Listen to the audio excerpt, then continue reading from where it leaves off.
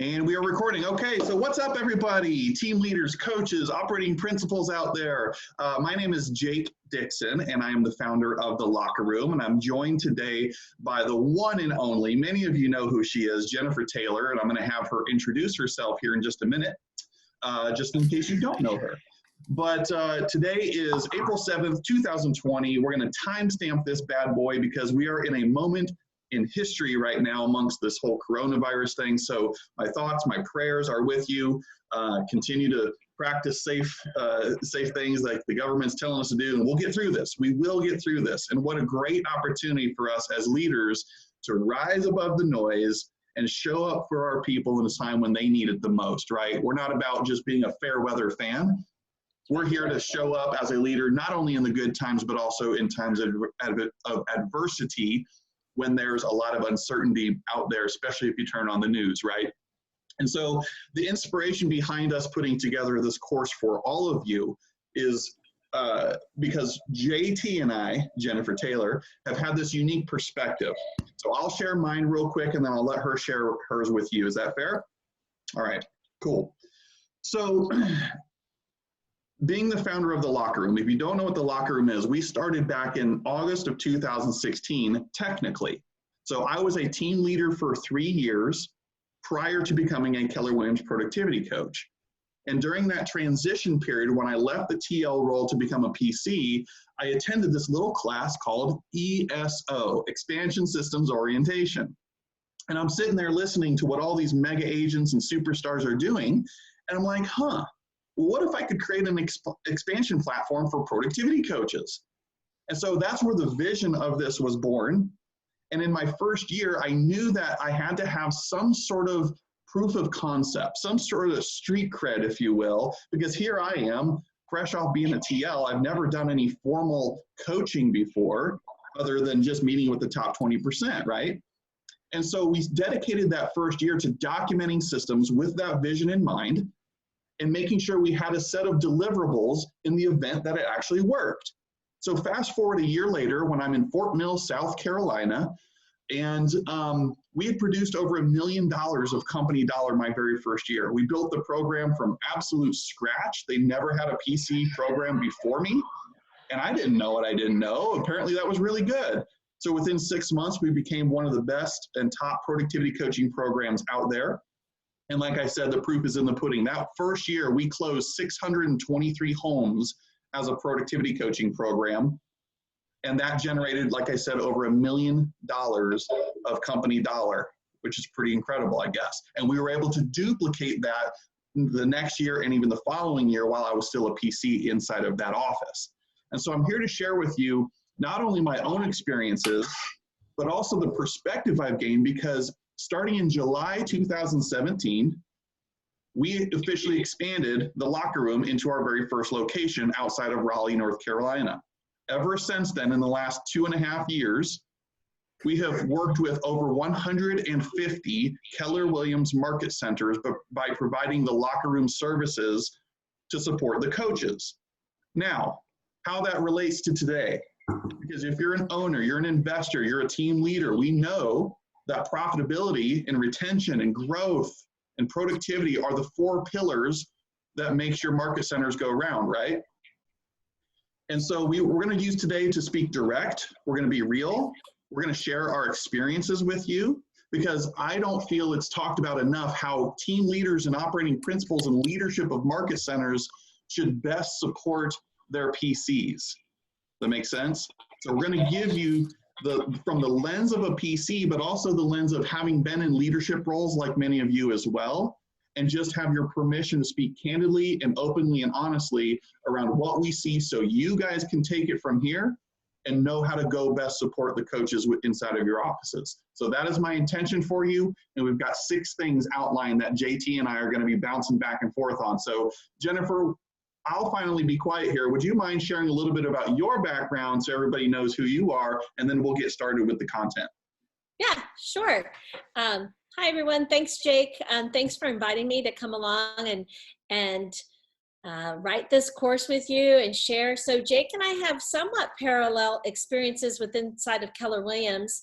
I personally have been in the real estate industry. This is my 18th year, and I haven't always been with Keller Williams. So my perspective coming to Keller Williams, I've always had a sales team, and I still have a sales team. So I'm in production. I'm not as much production as I used to be because I'm leveraged there. And I've been a managing broker and a director of training and VP of career development for other brokerage firms. I live in Atlanta, Georgia. And when I came to Keller Williams, I came as a team leader for a wonderful franchise group called the Rawls Group here in Atlanta. And I like to say I was handed the keys to the Ferrari by John Fountain, who was moving on to Sandy Springs, which at the time was the #1 market center in Keller Williams. And he said to me, yeah, don't wreck the Ferrari, Jennifer. And I said, baby, I'm going to show you how this thing drives, right? So I did that for 2 years as a team leader. And then Sean came to me and said, there's something called productivity coaching, and I don't know really what it is, but I know that you do, because it's really what I had done in my previous roles. And so at that time, I became a productivity coach and launched coaching in 2 of his market centers at the same time, which I learned at that time was a great blessing, because in the beginning, until you build this to where it needs to be, it's not a full-time job in your first 30, 60, 90 days. And it quickly can become a full-time job for many, many, many people. But it's just like a real estate business and a real estate model, which I know we're going to talk about that we just follow those principles. And so then I became Diana Kokoska asked me to coach productivity coaches for her. And I did that as well for a couple of years, and then leaned back into a market center. I missed being in a market center, being boots on the ground, and being a part of the entire leadership process. And so I came back to that role, and but I'm still coaching. So I've coached and launched and helped launch over about 42 different productivity programs. And I'm also the co-author of the game book from MAPS, which has good information in it and doesn't have all the tools. And so that's why Jake and I came together. People kept asking me if I worked with Jake. And I said, no, I don't. But I called him and I go, hey, dude, what are you doing? What is going on? What is this locker room thing? And now here we are together. We're in business together. And it was the best decision as a productivity coach, because the systems and the models have just been phenomenal Cool. to prop up my personal coaching business. Well, I appreciate that, Jen, and we're happy to have you too, man. So if you guys heard that correctly, we've partnered and supported over 150 market centers. Jennifer's been a part of launching 40 plus. So collectively, that's roughly 200 productivity coaching programs that we have helped build, whether it's launching, resurrecting in many cases, or otherwise, to get to that profitability point. Now, you may be on here wondering why 300,000? I risk maybe losing people from attending today with the 300,000, because maybe in their market centers they're doing $1 million in company dollar. But $300,000 for us is that starting point, that benchmark, that first goal. Why? Because traditionally speaking, most of your productivity coaches are going to answer the question just like a brand new agent answers a question when you ask, so how much money do you want to earn? What are they going to say? Well, I want to be a 6-figure coach. Hello, right? So the math works, and we're going to talk about some of the economic models later, but just assuming a standard 10% of GCI and all that stuff that a PC could earn, that would be a 6-figure productivity coach. So if your world needs to be expanded, where to get $300,000 of company dollar coming into you, potentially that would mean a 6-figure coaching opportunity, so you guys can find the right talent. You can find an empire builder, not just somebody looking to have a side hustle, right? And we're going to get ready to dive into some of that stuff here. So with your permission, guys, I'm going to do a PowerPoint. I'm going to share our screens. And then if you have questions along the way, please feel free to chime in. Otherwise, we will stick around. We will leave time at the end for your questions and just kind of off script stuff if you just want to go there, okay? So we will stick around for that. So let me share my screen with you. Give me 1 second. All right, Dawn, can you give me a thumbs up if you can see this? I can see you on my little screen. Okay, cool. So let me activate the slide here. So today is, in fact, there, look at that fancy slide, the 6 keys to generating a minimum of $300,000 a year of company dollar from your PC program. So Jennifer Taylor is going to start on the first slide with us, but let's quickly review what you can expect from today. The first of the 6 things we're going to dive into is right there, right? It's creating your vision of what that PC role should look like. A lot of times, guys, we get to hear what the PCs are truly thinking and feeling, and they may or may not come to you as leadership with that out of fear for their job. Trust us, we get to hear a lot that you're not hearing. So you as the leader has to start with, what is your vision? And we're going to get into what that breaks down to, of what you guys should also be looking for in a world-class PC. Secondly, how to best support your PC. Third, what to expect of a great PC, what you can expect of them, okay? Number 4, recruiting to the office and recruiting to the program. Number 5, talking about the structure, just all the different moving parts, compensation models, you name it. And then finally, all hands on deck. How do we get the entire office on board with this? So those are the 6 items we're going to cover today. Do we have any questions before we dive in? All right. Fair enough. Let's get going. So Jennifer, I am going to move over for you, since I'm the one controlling this PowerPoint, and let you take it from here as far as creating your vision for the PC role. What can you tell us? Yeah. So, what's so interesting is, Jake, and I know you've talked to a lot of operating partners and team leaders, what their vision is for their productivity coach for the role, and what the candidate or the productivity coach's vision, I'm going to tell you, it rarely aligns, right? And so it's really important that before you hire someone for the role, that you have a very clear vision for that role, and that the operating partner and the team leader have the same vision. And I'm going to take it a step further and say that your office has the same vision, that the administrative staff and the leadership council and everyone else, that there is a vision for what this is supposed to look like, or what you want it to look like for your organization. In order to get to a income producing coaching program, you have to remember that it has to be big and scalable, and you need everybody behind it. You also need talent. There has to be leadership involved. And so one of the things we hear a lot for creating the vision is, who's in control? Who is the leader of the program? That's a vision for that. Who are you? Is it the productivity coach? Is it the team leader? Who's running the program, right? What is the vision for that? How does it operate? What are the expectations of the coach in regards to the involvement in the market center? So we've heard that a lot, right? We know that this role is a hybrid. Oftentimes, it could be, I was the assistant team leader and now I'm coaching new agents too, because that's the vision. It could be, I'm the broker in charge for the office and I'm the productivity coach, which I have to say personally is a terrible idea. It is just a fail, because it blurs the lines between broker and coach. And coaching is not brokering. Coaching is coaching. And the minute that you start blurring the line with broker advice, you blur the line with what coaching really is and what it can do for them.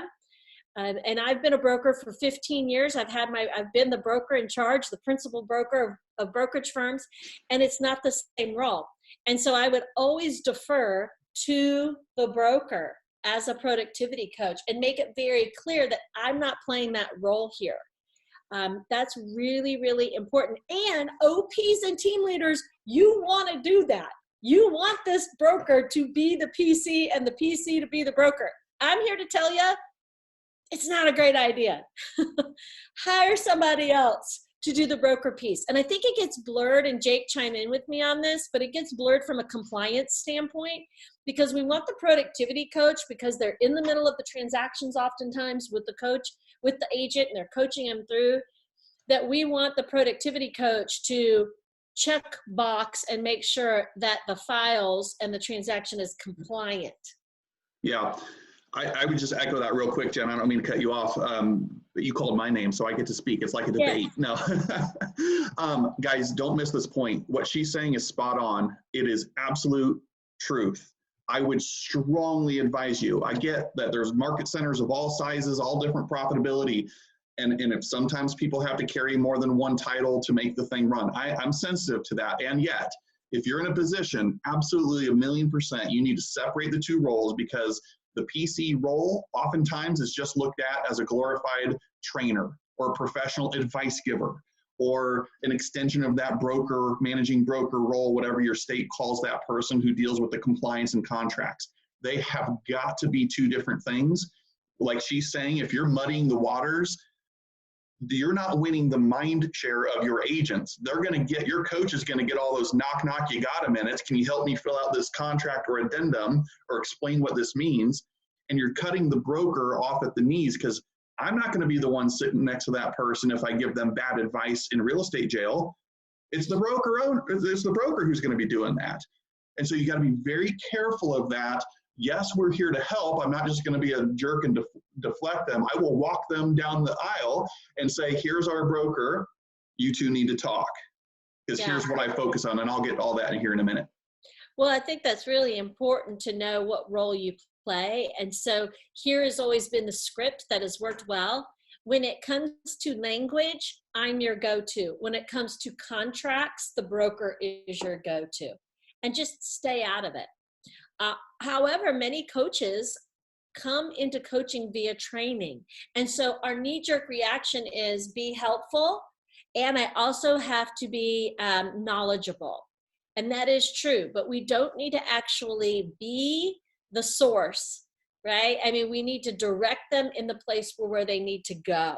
We don't need to be the one that tells them how to do everything, right? Our job is to teach them how to fish, not give them fish. And so that's the biggest difference there. So you have to have somebody, as you can see, these are some of the things that make a world-class productivity coach. Relatability. So you can't have your odd man out, right? You can't have the person that nobody connects with. You have to have somebody who is very connected and connectable, who has a genuine interest in the lives of other people, who listens, not just talks. The talking head and the best instructor does not always make the best coach, because coaching is about listening and not about talking. It's about listening so you can hear the right questions to ask. We're going to get into that more. Care and candor is huge. I think in today's climate, especially, is the care piece. Because you have to be able to say the stuff that is tough to them, like any coach does. Jake, you're an ex-professional athlete, right? Your coach did not sugarcoat things when you were not doing well on the ball field. And the only reason that you would be able to hear that in a way to make yourself improve is because you knew they wanted you to be better than where you were. And so it's really important that you have the care and the candor. And I have seen the extreme where it is all about the candor. And I am telling you, it turns my stomach when I'm in the room with those kinds of coaches. And I'm a very direct person. And I had the sign on my door that literally says, this is not Supercuts, walk-ins are not welcome. And people that know me know I love humor, and it works really well. But that's the truth. Like, I don't have pop-in hours. Sorry, I'm not on call. I do have a great booking site, and you can book an appointment with me and text me or email me and ask me a question. I love that we have the mindset of a CEO. And I think oftentimes operating principals and team leaders that this intimidates you. I'll just be really honest. Your productivity coach should be the biggest partner that your team leader has, and the biggest partner that you have as an OP, because they absolutely impact your bottom line more than any other person in the market center. Let me repeat that for you. The productivity coach impacts the bottom line more than any other person in the market center, more than your MCA, more than your team leader, because it is in the profitability. The productivity is where the profit lies. And the people that the productivity coach coaches are the people that generate the most profitability for your market center. Because we set budgets at Keller Williams by cappers, on cappers. Those are people that are already existing and already in production. We set budgets by those people. That's not profitability, that's sustainability. And so that's that piece. But the productivity coach creates cappers, creates sustainable cappers. Not just they capped once and it took them 11 and a half months to do it, but they become sustainable, which then insulates our cash flow, and we can go on and on and on. But as you can see, the language there changes as that of a CEO. Your productivity coach is not the agent in your office that doesn't want to sell anymore. Your productivity coach is the rookie of the year 3, 4, 5 years ago, who has built a business that is so awesome that they're looking to teach other people how to do that and want to create lives bigger and better and have a passion for it. They are resourceful. They have to be the most Kellerized people in your market center. They need to know how to work command inside and out. They need to know all about events. They need to know how to schedule everything. They need to know the Y4C2Ts, right? I mean, they need to know all the tools. They need to know the MREA. They need to know shift. They need to know all of the things at Keller Williams. They have to be resourceful because these are our tools. And there's nobody else in the market center typically that is doing the job of a productivity coach but the productivity coach. So they better be resourceful. They can't walk up through the aisle and knock on the door and say, hey, what would you do about this? Because they're the only one doing the job at first.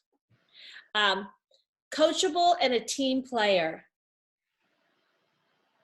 It's very interesting when we talk about productivity coaching, and our next class I know that we're doing is about the 7th level or getting to that point to building a big team for a productivity coach. They have to have a coach. You have to invest in your productivity coach, into their coaching.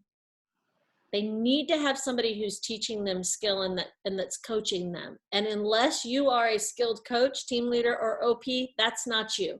And as a matter of fact, they're on your team as a teammate. You really shouldn't be their coach. Be a little honest with you there. And you need to invest because they need to grow bigger and better outside of the scope of what it is that you want them to do. Understanding training versus coaching, I think we can get into that, Jake. I don't think it's something for this particular thing. If you don't know what that is, you need to attend, come to the coaches retreat that we have that defines that more. The willingness to be accountable, obviously that's the coach's job, is to hold other people accountable. So they need to be held accountable. And we're going to talk about how you do that through the numbers, that you have to see the results, and that's what holds them accountable. But I really love the track record of success and validity piece. Like I said, it is not about the agent who doesn't want to sell anymore or wasn't very successful. In our world, in particularly at Keller Williams, our leadership has all been successful as an agent first. And I think that's really, really a critical role.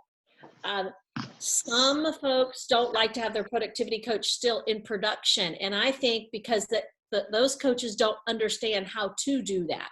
They may not have a CEO mindset because they're not leveraged enough in their sales business to take on a second role. And so, but if they are leveraged, they can do that. So do they have a track record of following the model?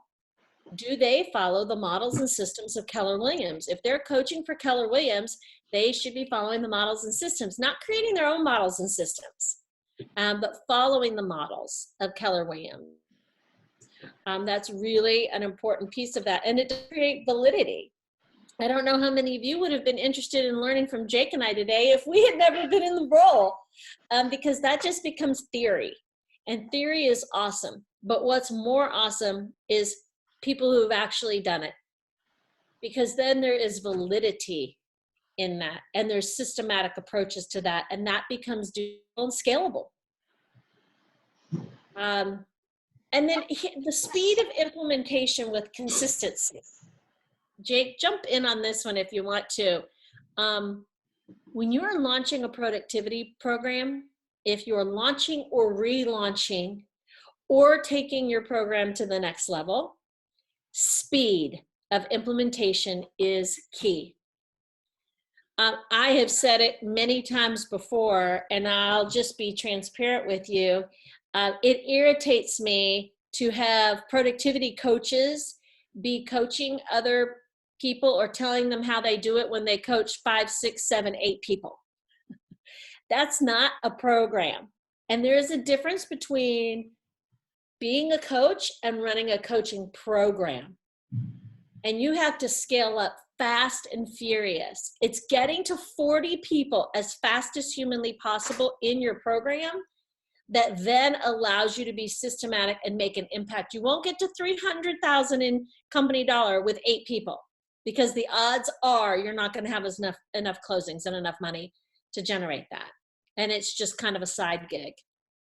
And so it's about implementation with consistency. And that's the systems piece that we're going to talk about a little bit more as we move on. Yeah. Good job, Jen. The only things, you did a great job. The only thing I would add is just going back to number 6 there is just, I'm waving the towel. I'm just giving you a warning. Everything there is true.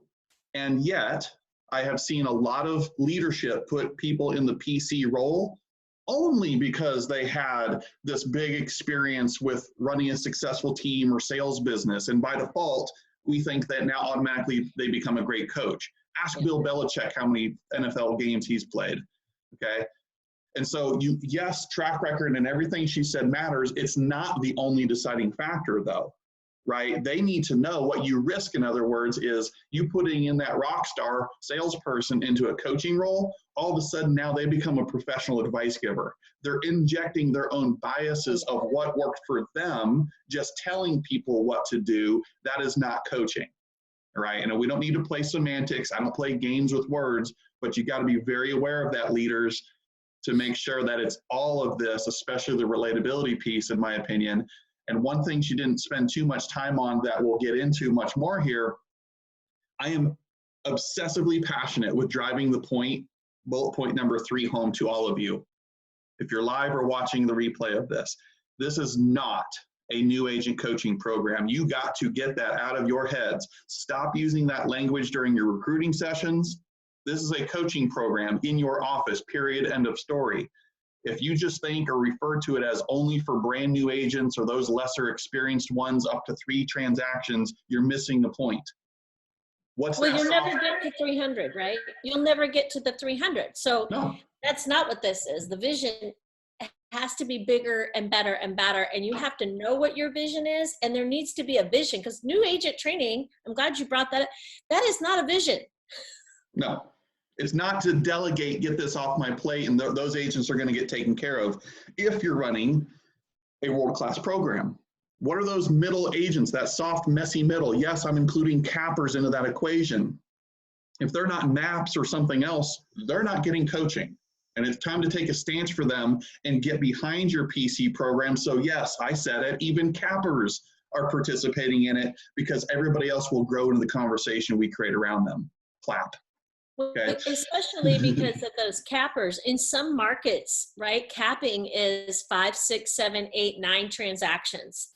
I don't know about you all, but closing less than 10 transactions a year doesn't make you knowing everything yet. That's right.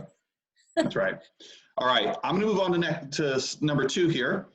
So it's my turn. How to best support your PC. How to best support them. This is a huge, huge thing. I remember attending when I was kind of quietly, secretly exploring this PC thing while I was still a team leader.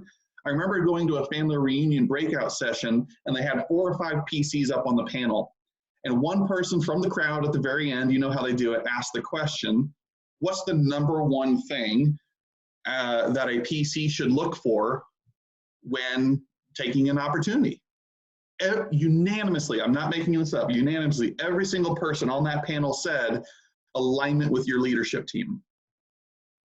And you know what I have discovered after helping 150 programs, and I'm sure Jennifer Taylor's the same thing? This is also the #1 downfall, and she kind of alluded to it, where there's misalignment. I don't know if it's the PC wants autonomy and the team leader's threatened and unwilling to give up control. There's a lot of reasons, but I am tired of coaching the coaches, which is what I and Jennifer get to do, on misalignment or leadership bickering back and forth with each other. So that's what I'm going to talk to you about here. First of all, physical environment does matter. It's amazing to me how many offices make their productivity coaches pay for an office space. And yet at the same time, you say that they're a part of your leadership team. What world does that make sense in, that you wouldn't give them a literal office when they have to have very intense, private, confidential conversations, and yet you're not providing them a safe place to do that? It's like a war room. When agents would walk into my office in the market center, they knew when that door closed, it's just me and them. It's like a therapy session. Nothing escapes there. Even though I'm an extension of the leadership team, I have my physical office. Doesn't Gary Keller talk to us about this? Building your bunker. What does your PC's bunker look like? Most of you TLs and OPs have your office, right? So why wouldn't your PC, just like your MCA or whoever else, have their own safe space that they can conduct these conversations in? Okay. Office systems and productivity systems to support the PC, guys. I don't care if it's locker room or not. I don't care if it's through Jennifer Taylor's The Coaching Co. or not. If it's through Maps or something else, great. We're not here to sell you on Jack today. But you better provide your PC some systems and coaching support like Jennifer was alluding to, because this is the wild, wild west. All right, a lot of people have not figured this thing out yet. There is no game book yet that's written on the practical application of how to build a massive business. I'd like to think we've got one and we've been successful with it, but that's besides the point, right? You can't just hire them like we teach mega agents to not hire a buyer's agent or not hire an EA and say, go figure it out. That's like going back to 6th grade in PE class and just having the PE teacher roll out the balls and say, have fun, kids. Not going to teach you anything today. We too, I was guilty of this as a team leader. When I hired a productivity coach, I just kind of had that attitude of, run along, little children, you'll figure it out. Now I have that bottom 80% that I don't have to worry about, so I can go focus on my top 20%. Shame on me. Shame on me. Can I chime in there for just a moment, Jake? Please do. Being someone who was on the receiving end of the hires of some of these hires of productivity coaches, I know you've had the same thing, and at MAPS we had the same thing. Coaching is not training your productivity coach. It is so different. Did you learn how to become an OP or a team leader 30 minutes a week? Absolutely not. You've got to support them by giving them the systems and the training, and handing them a book is not enough. And giving them a login is not enough. They have to have the systems, the support, and the training in order to do that. The space is one thing also that is so important. Will make you pass or fail in this, but absolutely it takes more than just hiring them a coach. Yeah. My motivation, one of my key motivations from leaving the team leader role into becoming a productivity coach is understanding that Keller Williams is one of the greatest companies on planet Earth. Like just companies with Apple and all these amazing Google companies, right? It's one of the most amazing business miracles on planet Earth. And yet when I started to feel like I was selling a bag of empty promises, recruiting 20 to 25 people a month in Cary, North Carolina, because we had nothing on the back end to support what we said was our value proposition, that was fueled my motivation, saying, you know, I'm going to roll up my sleeves and get in the trenches and be a part of that solution. So I'm going to be the guy that delivers on the KW value prop that we recruit them into, right? And so with that, I mean, it's an alignment issue, it's an expectations thing, and it's our jobs to make sure that we are supporting the productivity coaches with what they need, because I know what I was told, and this is not a slam, I'm just calling it like it is.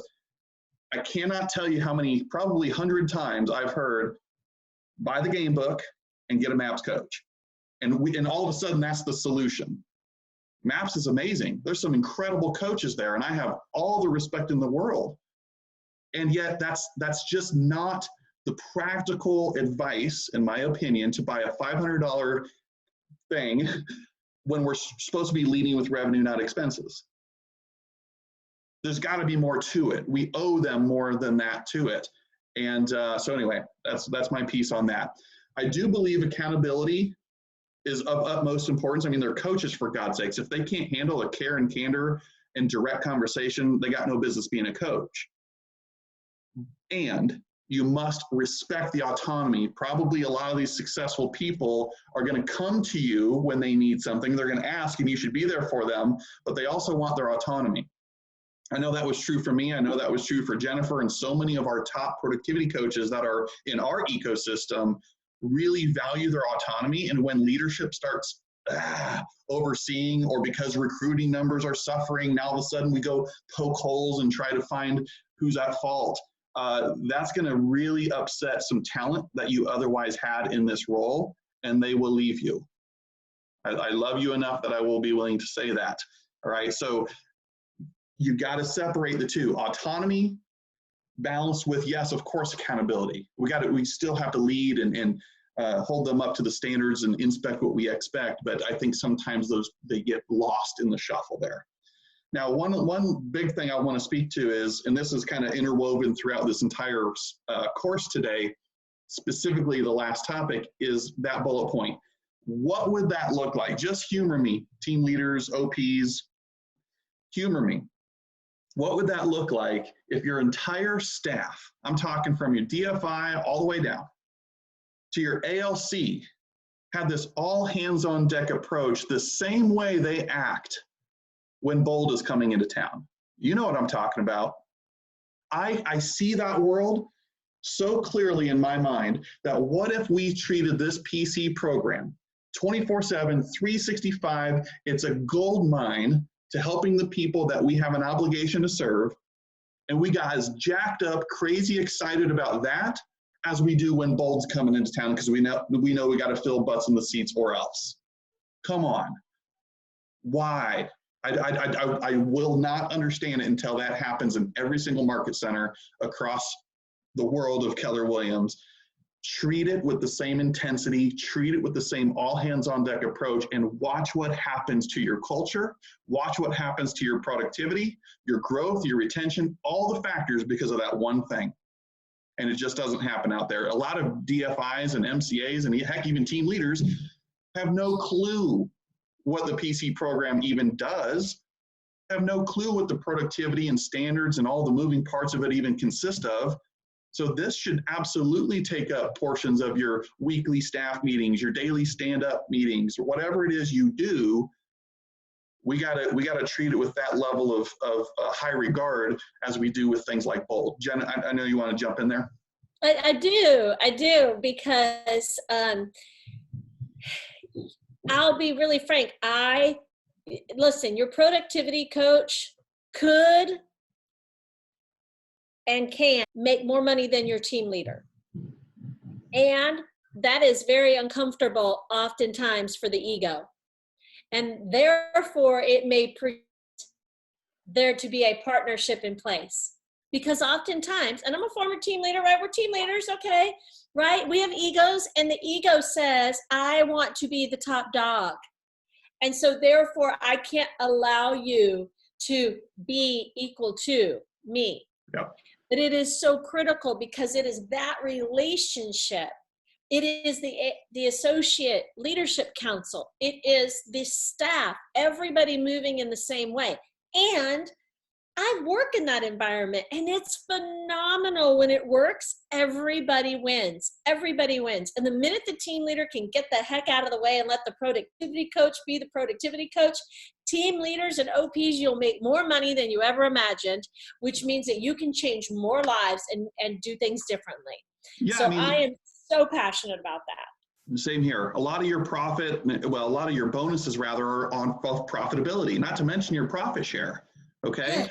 Guys, truth talk. Here we go. Not brag. I'm just being honest with you.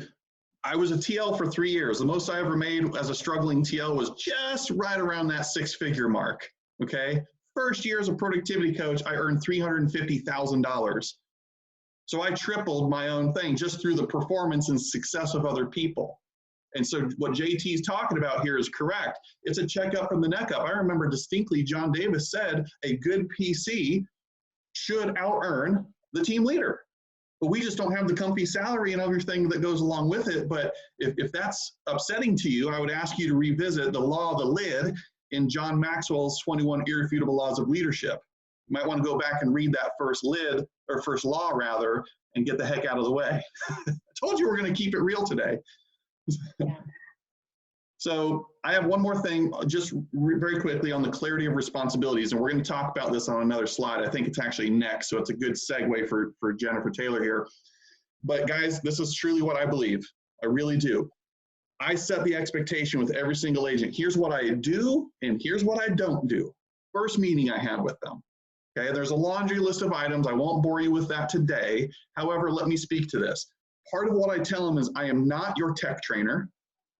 I am not your compliance person, meaning the broker, okay? I am not those things. What I do when I want to win the mind share, and I literally tell them this, it's 5 things, excuse me. 5 things. Here's what I coach to. Here's where I want to win the mind share battle of you and all the agents in that office. Number 1 is mindset. I can coach to mindset. Number 2 is activities. Number 3, results. Number 4, skill set development. And number 5, systems and processes. That is what I do through asking questions and navigating and all these things. Those 5 key areas, that's my top 20%. Okay? Anything else is likely something that's either not as important or likely something that somebody else on the leadership team can handle in a way of being resourceful. So JT, I'm going to flip to the next slide if you're ready. Yeah. I think it's more or less a continuation of that. So there you go. There's the points right there on the first bullet. So yeah, and you said that like you'd said it before, Jake. I have. You said it like you really believe it and you own that. You know, the expectations of a great productivity coach should be as high as you can possibly imagine. Expectations are everything, right? We say that all the time. Expectations are everything in every relationship that we have. So if you expect to have a great PC, you should expect greatness. You should expect all in from your productivity coach. And so skill set is huge, right? Mindset. Do they have the right mindset?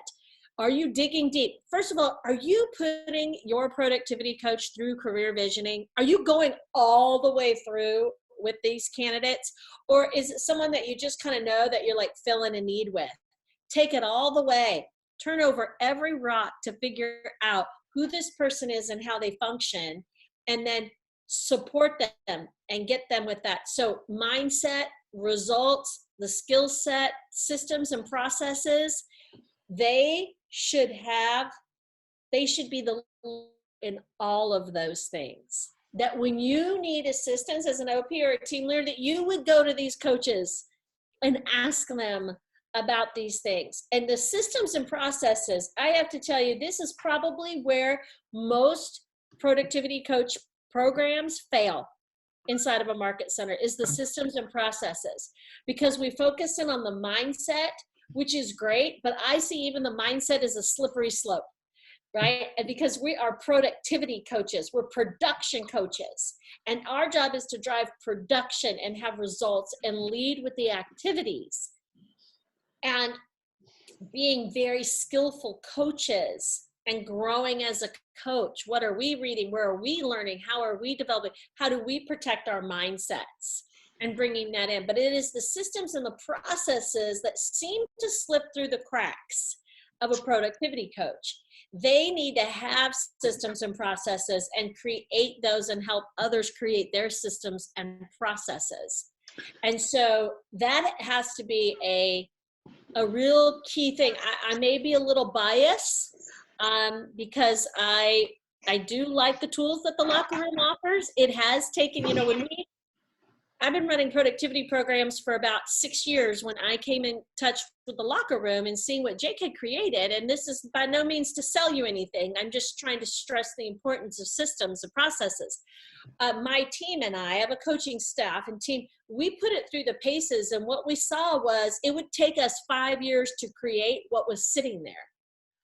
And that is an invaluable tool. And just alone to say that, to know that those things are valuable, the systems and processes are valuable, meaning your tracking systems, that's one of the worst parts of being a productivity coach, because productivity coaches are salespeople, right? They're salespeople. They're not administrators. And yet we have to have systems and processes. Well, that's our weakest link. It usually is just our weak. So we have to have either leverage in that with a system or something that we subscribe to, or an additional person who props us up.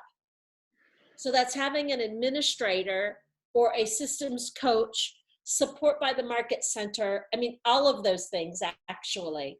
But that's what will fall apart, because then we can't be consistent. We sit down, we have great conversations with people, but then there's no follow-up, there's no accountability, there's no follow-through. And so those things are just, of those 5 things, that's the one that falls apart, because I believe that people love the mindset stuff, right? They kind of get into that. I think it's a little slippery slope sometimes, because the minute you start to coach the mindset, that's all they want to talk about, because it's a great avoidance on the production and the activities piece. Yeah. So if you have the skills, this is how every coaching session we have goes. You need to have a systematic. And to speak to that, I'll jump in here real quick. I agree. And I think from, again, observation, experience, love you, mean it, we sometimes treat the PC as like the JV. Guys, these are if you got the right talent, which is on you to hire that, first of all, look in the mirror, you've got some DNA in this. Assuming you've hired the right person, this is not the JV. We're not the understudies of MAPS. I don't see it that way. Again, MAPS is amazing. And why don't we treat the PC inside of your market center as if they were held on a pedestal being a MAPS coach themselves? Well, you know what's interesting? Go ahead. What's interesting about that is I love to go back to the history of this role, because Diana, when she was a team leader, created this role called productivity coaching, and Mary Tennant was our president. And it was a phenomenal thing that she was seeing happen in Diana's market center. And she asked Diana, oh, should we put a MAPS coach in every office? And Diana said, no, this is not that. This is not that. This is something different. And so that's exactly what that is. It is different from that. It's equal to. It's not JV to that. I love that you mentioned that. It is different. It is equal to that experience. It's just different conversations, right? We're in a different state of who we're coaching and what we're saying. The skill set of the coach is not different. The systems and the processes are not different. Recruiting to the blue ocean. So the blue ocean, for those of you who don't know what the blue ocean is, it's a big term in our society right now, right? And really, Jake has really brought this to our forefront recently within the coaching world and in real estate. The blue ocean are those agents that close less than 24 transactions a year. That's the blue ocean. How many agents, team leaders, and OPs are in the blue ocean in your office right now? Statistics tell us it's 97%. It is not the top 20% that is, no, you have blue ocean in your top 20%, okay? Because the top 20% is the top 20%. It has nothing to do with transactions or units, right? And that's not even how we quantify the top 20%. We base it on gross commission income, not closed units. And so the blue ocean are those people closing less than 24 transactions a month, less than 2 deals a month that they're closing. So your productivity coach should be a magnet for the blue ocean. They should help you grow your market centers by having that person in place. Like, you won't believe it. You have to meet our coach. You have to meet the productivity coach. It becomes, and they draw people in and they recruit to your office as well because they're passionate about helping the blue ocean and swimming in that ocean and teaching people. It can be a lot easier to create 10 cappers in a year than it is to recruit 10 cappers in a year. I got news for you, and they're out there. Yes. Oh, great point. Yeah. Just develop cappers, right? They're already in your organization. It becomes on you to recruit great talent, right? So of your productivity coach, they will push you. We've learned this. If you've taken career visioning, you know that talent pushes, and embrace their creativity and eagerness. Don't be intimidated by it and don't be afraid of it. Embrace it. Leverage it. One of the things that I've said to my recent team leader when we were talking about what their vision was for their productivity program, I said, I need you to be my ride and die. I want to be right there for you, and I'll be your biggest champion and insulate your market center. Be an empire builder and an empire protector, and I expect the same of you. If your productivity coach does not know that you're on their side, meaning you don't come to them and ask them to negotiate their coaching fee because you're in fear of blah, blah, blah. Don't ever do it. Take a firm stance for your coaching. You will find talent beyond your wildest dreams. And they're going to want more, do more, participate. So we know what talent is. If you're having to manage this person, you don't have talent.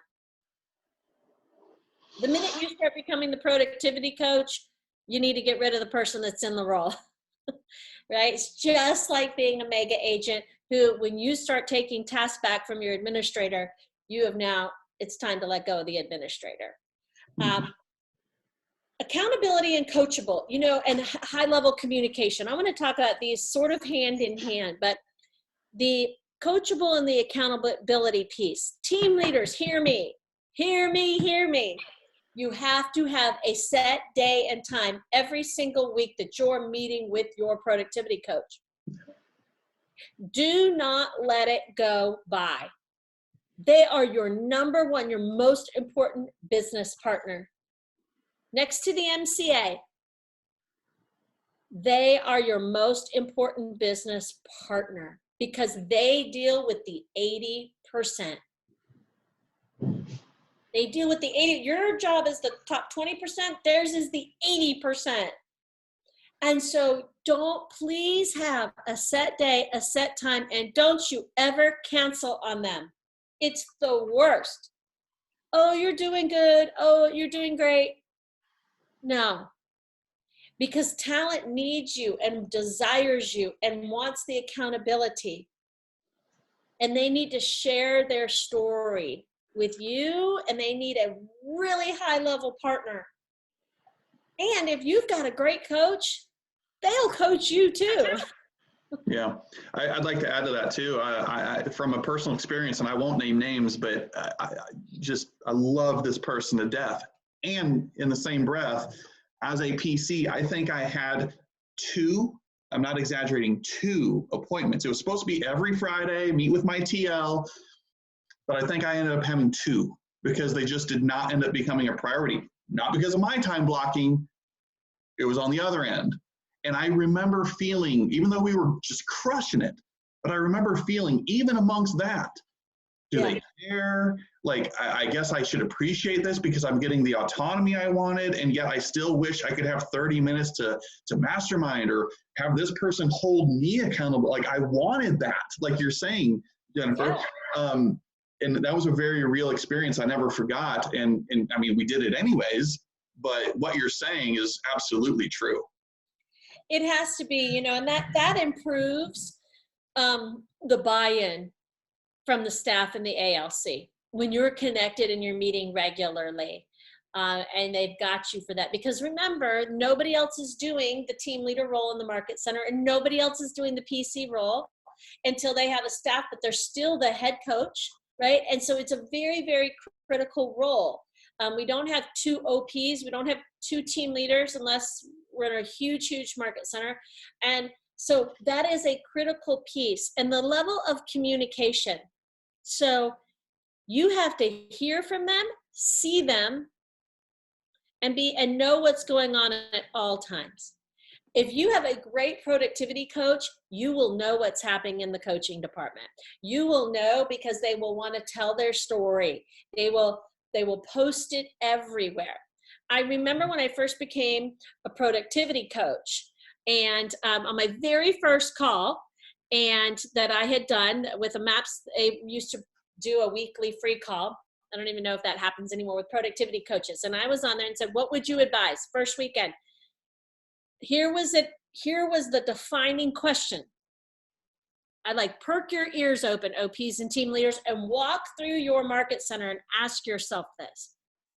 If you cannot see the coach coaching, if you do not witness the coaching, would you know there is a coaching department or program in the office?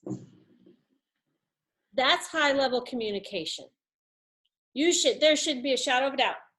Regular emails, texts, bulletin boards, Facebook posts, everything should become a high level of communication.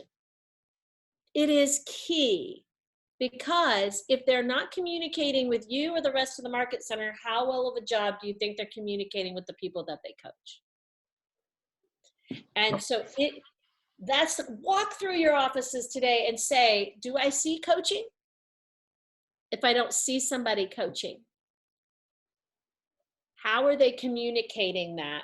And is that with you on a regular basis through a meeting and all of the other ways that we said? One of the things that I know that the best great productivity coaches do is text that team leader and OP every month to tell them their success stories. And if you haven't gotten that text from one of your coaches, I'm telling you what, they're not proud of what's going on. That's right. Yeah, tell their story, because nobody else is going to tell it, right? Uncle Gary Keller tells us that all the time from the market center level. We're still the best kept secret. Well, most of us, the PC program in your office is the best kept secret.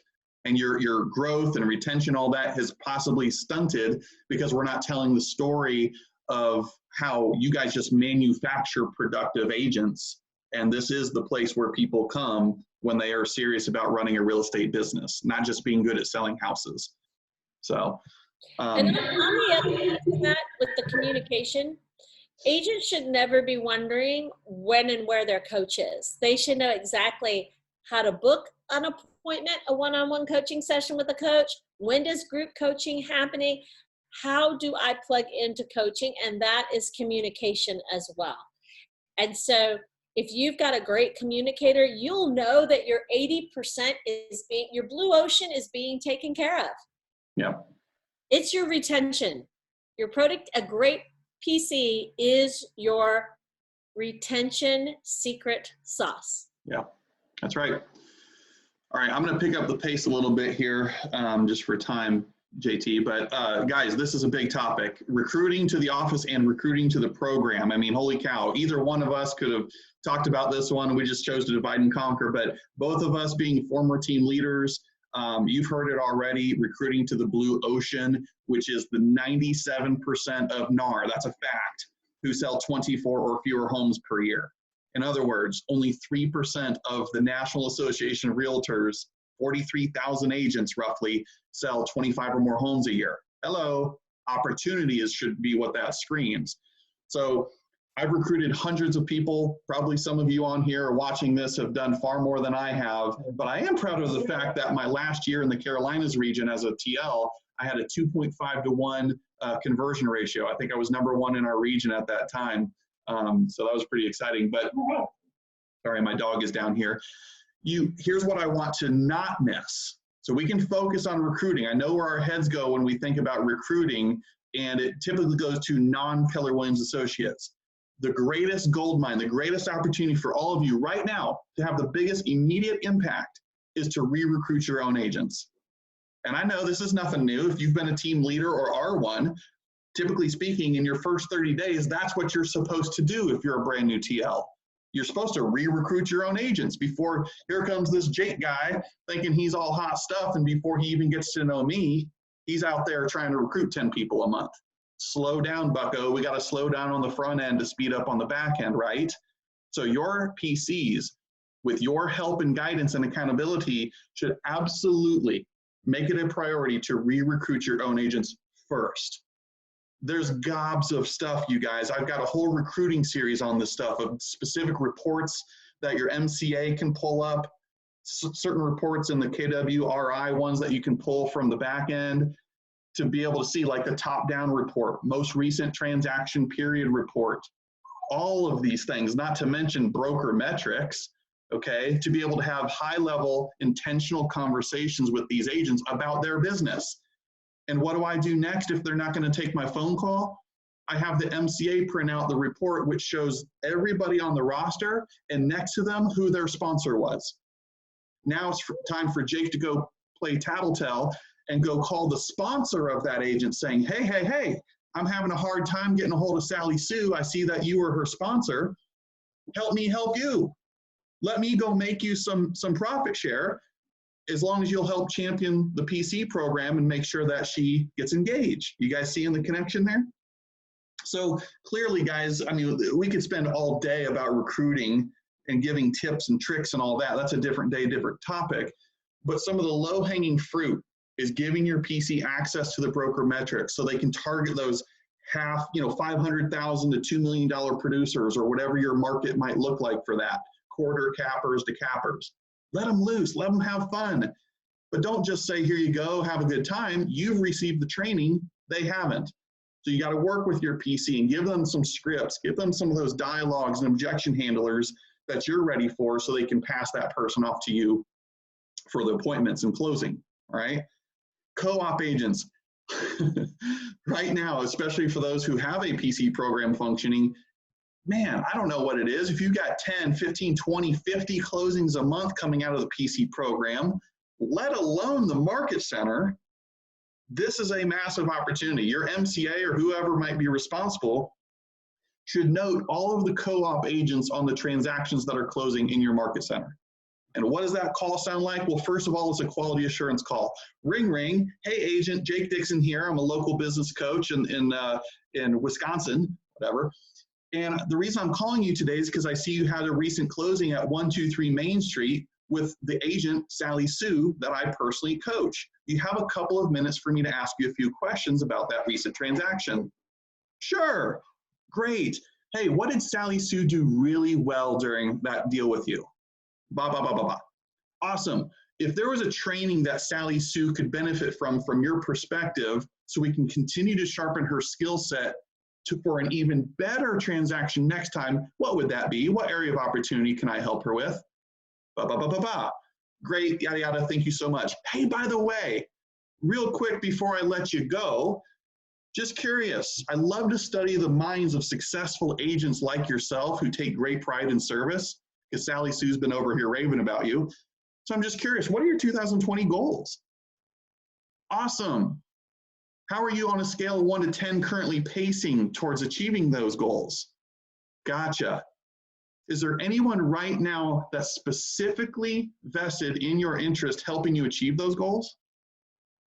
Well, I tell you what, let's get together for 30 minutes and just exchange some ideas. I'll share with you some of what we're doing that's led to agents that I'm coaching to receiving 255% more in GCI than the agents that are not working with me right now. Would that be worth 30 minutes of your time? End script. By the way, you think I haven't done that a million and one times, you're crazy. So, okay. And we have all that outlined and typed up in our scripts booklet. But the point is, don't miss broker metrics, the co-op agents that are already closing deals with agents right now in the program and just in the market center. And some of those, somebody better be calling them just to thank them for the way they do business. And then you can proceed forward with a variation of that script I just shared with you. Your PCs can go to open houses, broker opens, or whatever the case may be to get that captive audience. Office production reports, already cited a few of those. I would highlight, especially like on the most recent transaction period report, any agent who hasn't had a closing for 2 or 3 months or more. Man, I'd be all over that. And I was as a PC, where I'm calling, I'm texting them, setting up appointments, because every appointment for me like that is the equivalent, the way I see it, as a listing presentation. If I don't have listing appointments, I'm not going to get any listings. If I'm not meeting with agents about their business, AKA a listing appointment, I'm probably not going to be growing my coaching program anytime soon. And by the way, I know some of you have this burning desire to know, here's my roster for a PC program. And some of you are potentially holding your PCs accountable to the percentage of engagement, percentage of production off that top number. We got to interrogate reality. If I have a PC program of 60 people, do I really? Or can we at least look and call a spade and say, well, I'm trying, it's not due to a lack of effort, but of those 60, I've actually got about 35 who are really engaging with me. So I think the true number is 35, right? So typically speaking, I've observed this like you wouldn't believe, whatever your roster size is, you've probably got 40 to 50% actually engaging. And then the MAP standard is 50% of that should be in production every month. So if I've got 30 people actively engaged, I should be closing 15 or more homes consistently a month, as far as an expectation that you guys can have on them. Go ahead. Well, I was going to say two things. What my favorite report is the new agent productivity report. And it is the one report that I think everybody looks over. And it's in the Market Center. It's the very last report. It's called the new agent productivity report. It's everybody that's joined your Market Center in the last 12 months running, whether they're in production or not. But that is your coaching roster plus your top-down report, right? Whoever falls into that other category. Very important. That's my favorite one. And the other piece for that is you've got to have your agents need to understand that it is about growing and having more people in the bucket. I touched on it earlier about being, you can't have 8 people in production and have a world-class productivity program. And so they do need to be aware, and engagement is the number one issue, conversation, problem that productivity coaches have.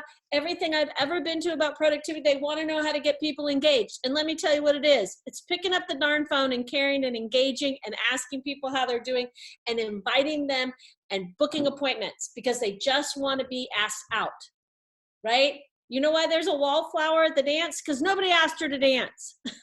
Yeah. She likes to dance. Trust me, she likes to dance. Ask her to dance. I'm just so passionate about the engagement piece because when you get to engagement at a high level, watch out. And I have coaches right now who their engagement is over 90%. Jake, over 90%. They're killing it. They're making money. Everybody's having fun. And right now in the current climate we're in, those people are tethered. They're not going to leave because you know why? They're tethered. They're tethered to the coach. It is your number one retention. Yeah, good call right there. I'm going to go to the next slide here for you, Jen, and I have to let my dog upstairs. She's going nuts here, so I'm going to mute myself real quick and disappear. Okay. All right. So structuring your PC program, I told Jake, we're both very passionate about this. I am extremely passionate about this because there's no one model. There's a lot of different ways to structure your PC program. And there's no one that's going to say, because we're a franchise, no one's going to say, here it is, do this, right? So here's what we're going to tell you works. And this is just from 2 people who have been involved with hundreds of programs. Compensation model. Your productivity coach needs to be compensated well. And what we typically see is 10% of the GCI. 10% of the GCI. The only way that nobody balks or cares, listen, there's market centers out there that charge 20%, 25%, 30% for their coaching. And here, we've all heard this before. In the absence of value, money is always the consideration. No one has ever said anything when the value is there and they're connected to the coach. So the value exists. Have a good comp model. If you have a budget, it should be budgeted in there and defend them, right, for that. So you can do compensation on GCI. You can also bonus your productivity coach based on profitability. That's another great way for a comp model for a productivity coach. Tie them to the end result, the total profitability of the market center. Fantastic. Tracking payments. How do you pay your productivity coach? If they're not tracking every single thing, we've just created this awesome document. It works really well. It's nothing but a Google Doc, honestly, because our systems don't track this yet. There is no way for us to go into any system and say, all of these people are attached to the coaching and that this comes out on of the compensation model. And so what I've seen that works best, okay, I'm just going to tell you this, is a great Google Doc that is shared by the MCA department and the coaching department and can be referenced, and they're tracking the name of the agent, the commission, what portion gets paid to the coaching department, who the coach is, the address, the date it closes, and the MCA, somebody's logging that information when it comes in. The coach is verifying and validated that those things are on that mark, and that the coach gets paid one check a month, not 50 checks. Run it through your market center so that your market center can 1099 your productivity coach, and we don't leave that up on the agents. Collect all the fees straight out from the closing department, from the closing, at the closing table, put it in that account, stroke one check to the coach, and they pay all of their bills that way. They should be running it like a business. So they're literally, the productivity coach is the biggest mega agent in your office. You run it the exact same way. They have their own payroll.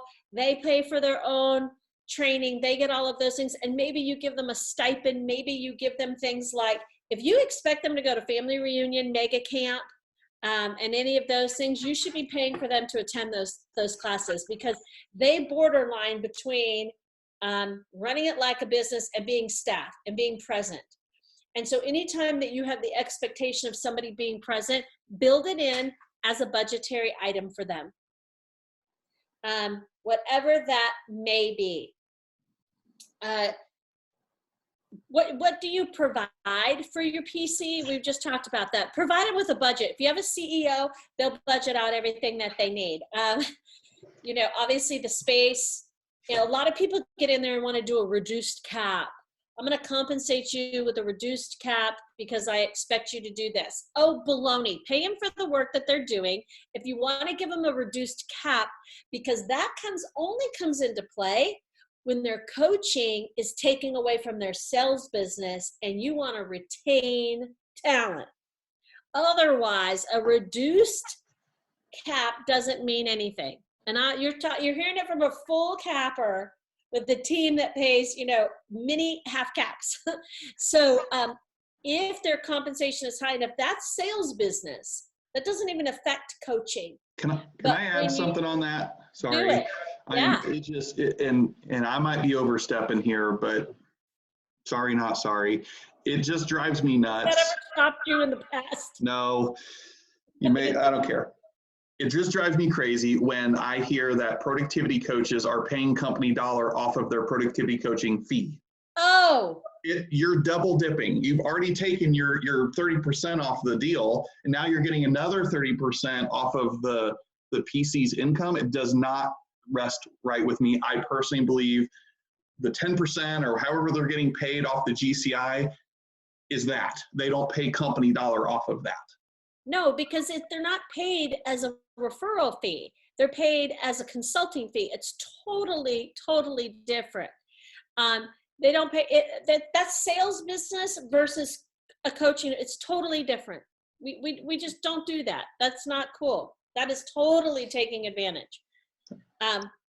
So group coaching and one-on-one. Jake and I are so passionate about this together. We've talked about it numerous times. 100%, hear me now, coaching is about one-on-one. This is where you move people down the field fast. I will give you an explanation for this. All of us can go and join a gym today. Well, you know, typically, right? And they can have a plethora of workout classes that we go and we attend. Well, we can also join a gym and go work out on our own. How well does that work? That works for the uber disciplined athlete, right? So the next person that comes in and works out, they do it because they like the class, they like the camaraderie. But who builds muscle faster and gets into it better? The people that hire the coach, the trainer that works side by side with them. So it is first and foremost about one-on-one. And then it is about group. Group is the leverage when you can no longer have the bandwidth for one-on-one coaching. One-on-one coaching is 30 minutes. Otherwise, it becomes relationship and not coaching. Maybe the first session is an hour, but after that, it's 30 minutes. And so look at your day, look at your schedule. How many one-on-ones can you possibly have, right? As someone who's been a full-time coach, I can coach on a weekly basis, full-time, 65 people. Easy. 65 one-on-ones in a week. 65 one-on-ones a week. That's 31 hours. That still gives me 10 hours to do all of the other things that I need to do as a full-time coach, administratively, et cetera, et cetera. Maybe lead some group coaching. You will also find that your highest producers, your bottle rockets, the people that get into the business and get into production fast, prefer the one-on-one because they get slowed down in the group environment. Yeah. And they don't want that. We have surveyed this repeatedly, you guys, over the years. We've had 5,000 plus agents go through our system. We put out surveys roughly every quarter or so. One of the questions is always, where do you get the most value? And we list out their options. Unanimously, hands down, by a large margin, the number one thing they always answer is one-on-one coaching. Group or any versions of that is always second, and then on down the list. I think what Jennifer and why we're so passionate about this is, I know for me, before I took this PC role, guys, I interviewed, not kidding, 62 productivity coaches all across the KW system. 62. I learned 61 ways I knew I didn't want to do it because they were all following the same rhythm, the same routine. And I've always just been this guy who goes against the grain for some reason. And what I discovered, well, I uncovered a lot of things, but primarily they were all group coaching people to death. Because I get it, because they had sales businesses and other things they had to go to, so they had to leverage their time. I don't buy that. I'm all in. I don't believe in a reduction of services because my time is all that's holy. So I flipped the model on its head. I said, no. By default, every agent in the program gets 2 30-minute one-on-ones with me a month. It's theirs to unearn versus everybody just getting group as they're told. And then they get to earn one-on-one once they get to like 5 closed units. I fundamentally, principally disagree with that so freaking strongly. I can taste it. It fires me up every time I talk about this shit because people are doing that all across the KW world, and I don't think it's right. Yeah, I couldn't agree more. It is, you find that's just what people want. And if you want to create value, because we get to blur the lines, right? Because what group coaching oftentimes can look like and feel like training, because it is. It's 50% training. Is the reason we bring them together is because I don't want to have to train people or say the same things to people over and over and over again. So I take the group, I pull them together, and I coach them on it. It's 50% training and 50% coaching. Magic happens in group coaching after you've just developed the relationship in the one-on-one. And so we were talking about this yesterday when we were preparing, was it becomes group coaching and you become a skilled coach in a group when you are connected to everybody in the group. Right. And you say, hey, Jake, do you mind if I share with what we talked about yesterday? Sure. Okay, great. I'm going to bring forward right here. We were just talking about this, and you can actually coach somebody in front of a group. That's coaching. That's right. and you have to be skilled to do that.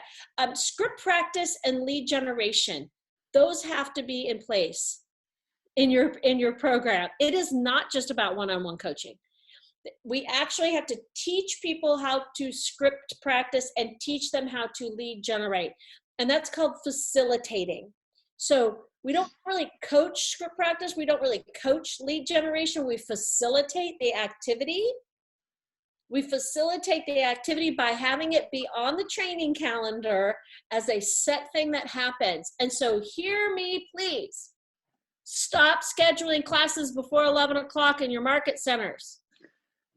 It's the worst. We try to coach them into the model, and then you schedule Ignite. I just want to pull my hair out because it is so against the grain in the model. We have to be modeling the script practice, the lead generation, and protecting that time. Fill the training room full of people who don't have an office in your, a desk in your office yet, and let them lead generate and have your coach facilitate it. Better yet, have some of your ALC members facilitate it too, and rotate through all of that. Get everybody involved. The coach just makes sure the scripts are present. They make sure that it's happening. They participate, but leaders are leaders, and team leaders, you need to lead generate so you get yourself in that environment as well. Whoa, I said it. I said it. I'll even add to that, Jennifer, is some of our most successful PC programs out there that we're in business with, they have a CLC, a Coaching Leadership Council. We're just following the model. So to your point, it can be leveraged. Why not raise up future ALC and leaders within the leaders? And by saying, hey, we're going to form our own little CLC, right? And just rotate that one of your CLC, Coaching Leadership Council members, can facilitate the script practice and lead gen for that day, so you don't have to, right? Give them the opportunity. People will rise up to that. Well, and they become your next coaches, right? They become the future coaching. The same way as your ALC should become your next team leader. And when you go to hire OPs and team leaders and you're looking for a PC or a team leader, that's where you should start. Those should be development places for them to be our next leaders. They should be learning how to lead their own businesses and lead others. Yeah. And if you don't have a candidate in the wings for your next team leader, look at your ALC and seeing how they're, same thing. If you don't have the next coach, look at your CLC. There you go. Absolutely. Okay, I'm passing the baton, Jake. All right, I'll go quick, guys. I know we're about at time here, and we'll take any questions. So all hands on deck. I spoke to this earlier, so this is pretty clean anyways, right? This is what I was talking about, of creating an environment starting from the leadership down where it's all hands on deck. Let's get as jacked up, excited about this as bold and any other event coming into town, right? And this is here. It's in your backyard. It's there right now, waiting for you. And so I'm talking about everybody. It's ALC members. I mean, just so you know, what we're coaching your coaches to, or the coaches to, is that I'm instructing them to get on the ALC meeting agendas, especially if they're new to us. The very first thing we have them do is go through the Coach Action Plan workbook. It's a 14-page document, front to back, all things business planning. And then I want them to immediately get time on the ALC agenda of the next upcoming meeting and present that vision to the ALC members. That's what we're doing behind the scenes, because we want to get them involved. Last time I checked, they probably signed some sort of a covenant saying that they are the voice of the people. They are vested in protecting the money and expenses and the growth and all of that of the market center. So for them not to be raving fans of your PC program, something's wrong. Something is fundamentally wrong, and we got to fix that as leaders, okay? Vendor partners, same deal, man. This would be an amazing opportunity to loop in vendor partners to get seen in front of the rookies, the up and coming rock stars, before they have people that they're already established working with. Some of your vendor relationships right now should be salivating at the chance to co-sponsor some event with your PC program to get in front of that next wave of up and coming talent, okay? Getting them supporting the PC program, in other words, is what I'm talking about there. And that becomes great leverage for your productivity coach. Totally. and they should have the relationships, right? If we go back to talent and how to hire somebody who has really great relationships that people will bend over backwards for them, that will come and teach or develop or show up at a high level. That's right. That's really important. Vendor partners have always been a huge passion of mine, but at any level, and particularly as the productivity coach, because Yeah, the people we coach really don't have those established relationships yet. that's right. That's exactly right. And I spoke to the agent sponsor thing, right? It doesn't stop there. When I'm talking all hands on deck, I'm talking all hands on deck. So if their sponsor lives in Colorado and you're in the state of Florida, dude, I still want to reach out to that Colorado sponsor and say, hey, we're one big happy family here in KW. I want to get to know you. You get to know me because I'm coaching someone in your downline right now. Let me know if I can do anything for you. Maybe we'll bring you on as a featured guest at one of our group coaching sessions. Maybe get you some referral opportunities that way. Whatever, you can get creative with all that. And then the most obvious things, like I said, is the team meeting. Do you have a coach's corner section as a part of your weekly or monthly team meetings? Just give them 5 minutes. I can tell you by being in Fort Mill, South Carolina, how many of the agents that I was coaching until we switched was like, okay, we had this 10, 15-minute section of all the awards and who's who, and it's always the same top 20 percenters getting the same awards and recognition, and it can become deflating. That's them telling me it can become deflating.